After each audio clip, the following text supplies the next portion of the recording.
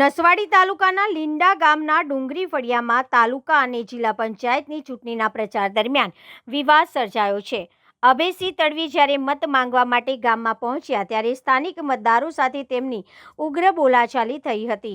માહિતી મુજબ કેટલાક મતદારો દ્વારા આયુષ્માન કાર્ડ કઢાવવામાં પડતી મુશ્કેલીઓ અંગે રજૂઆત કરવામાં આવી હતી। આ મુદ્દે ચર્ચા દરમિયાન વાતચીત ગરમાઈ ગઈ અને ધારાસભ્ય તથા મતદારો વચ્ચે તીખી બોલાચાલી સર્જાઈ। ગ્રામજનો દ્વારા પૂછાયેલા સવાલો પણ કડક હતા, જેને કારણે વાતાવરણ વધુ તંગ બન્યું હતું। આ સમગ્ર ઘટનાનો વિડીયો ગ્રામજનો દ્વારા સોશિયલ મીડિયા પર વાયરલ કરવામાં આવ્યો છે।